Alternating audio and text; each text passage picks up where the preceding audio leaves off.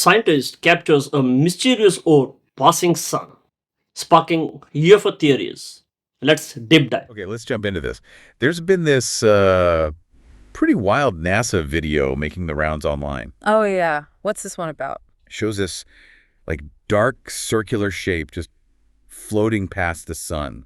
Really catches your eye. I think I saw something about that, and the internet probably went nuts, right? Totally buzzing. UFO theories just exploded everywhere. Saw one comment on X talking about obvious UAPs, That feeling that maybe something's being hidden, it happens a lot with these kinds of visuals. Exactly. That human thing, right? See something weird in the sky, and suddenly it's alien. Or conspiracies, yeah. We love connecting dots. You're spot on. Some people even tried connecting this orb thing to power outages. Really? Where? In parts of Spain, France, Portugal. Bit of a stretch, maybe. Definitely sounds like reaching.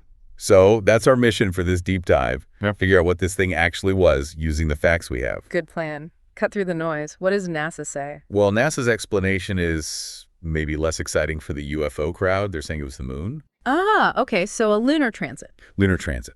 Right now, how's that different from, a regular solar eclipse, the kind we see from down here? That's a great question, actually. A solar eclipse is when the moon passes between the sun and Earth, casting a shadow on Earth. Okay, got it. Blocks our view. Exactly. A lunar transit, though, is seen from space. It's when the moon passes between the sun and a spacecraft. Ah, so it depends on where you're watching from. Precisely. In this case, it was NASA's Solar Dynamics Observatory, the SDO, that saw it. From its viewpoint, the moon crossed in front of the sun. So the SDO had this unique perspective we just don't get from Earth. Exactly right. We're looking from a completely different angle down here. And the video, it showed the moon covering a decent chunk of the sun, didn't it? It did, yeah.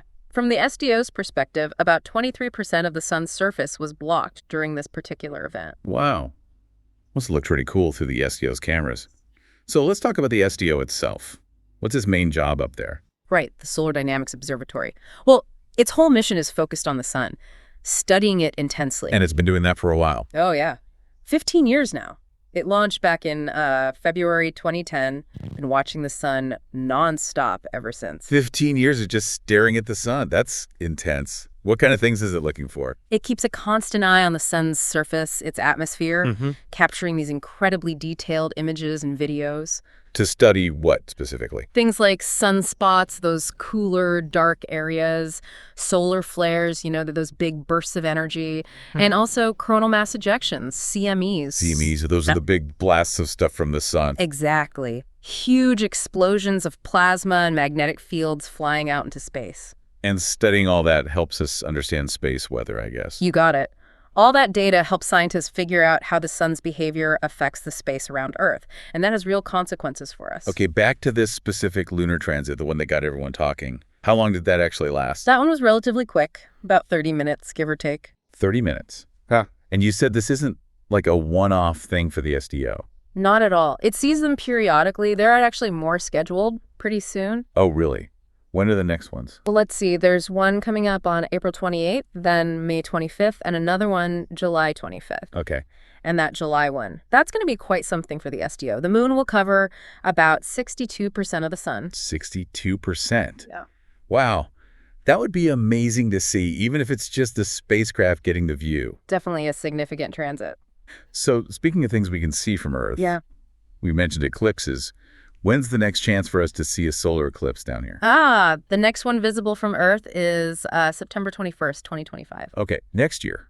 Where would you need to be? Bit of a trek for most people. Parts of New Zealand, the South Pacific, and Antarctica are the spots. Right, not exactly popping down the road then. Okay, let's connect back to the sun's activity affecting Earth. You mentioned the SDO caught some big solar flares recently. Yes, that's right. Earlier this month, there were some pretty powerful flares. And those had knock-on effects. They did. They actually triggered what's called a geomagnetic storm. It reached a G3 classification, which is considered strong. Geomagnetic storm. Okay, break that down. What is that? Basically, it's Earth's magnetic field getting disturbed. Imagine it like ripples spreading across a pond when you throw a stone in. So the stone is stuff from the sun. Exactly. Plasma and magnetic fields from those flares and CMEs hit our magnetic field and cause this temporary disturbance. And G3 is strong. Is that bad?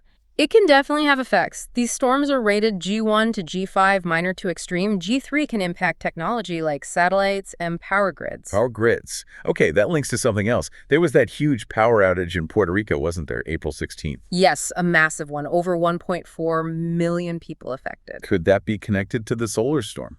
Well, the timing is interesting, let's say.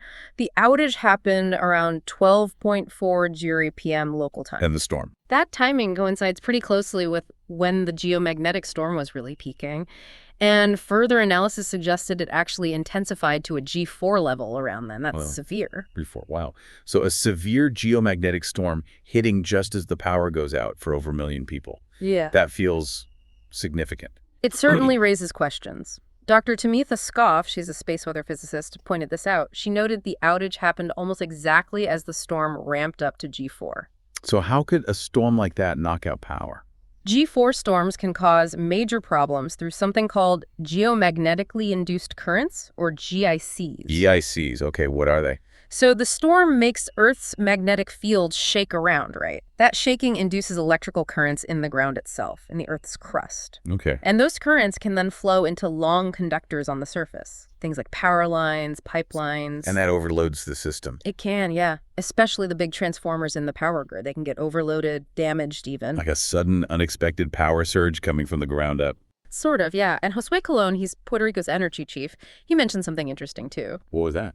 He said that initially it looked like just one generator tripped offline, like a safety measure. But then the whole system went down. It wasn't supposed to happen. Right. So Dr. Stoff suggested that these GICs, this extra electrical stress from the storm, might have hit an already fragile system. Especially during the afternoon peak. Exactly. Peak power demand plus this extra stress from space weather. It could potentially push things over the edge, turning a small failure into a system-wide collapse. It really paints a picture of how vulnerable our infrastructure can be to these, well, cosmic events. It does. It really highlights why understanding the sun and space weather is so critical. So bringing it all together, NASA's work, like with the SDO, isn't just about cool pictures of the sun, is it?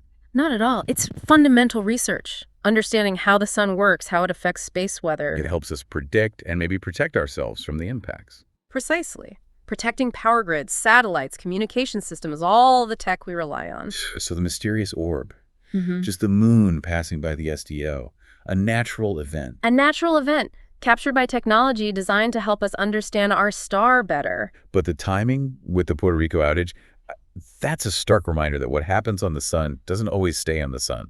It can have very real effects down here. Absolutely. It shows the connection, how space weather can directly impact our lives and our technology. Which leaves us with a pretty big thought, doesn't it, for you listening? Yeah. As we get more and more plugged in, more reliant on all this tech. How ready are we, really, for the next big space weather event? And what should we be doing to prepare? Makes you think about that connection, space and Earth, and why this Comment your research thoughts matters. on this mystery. Thanks.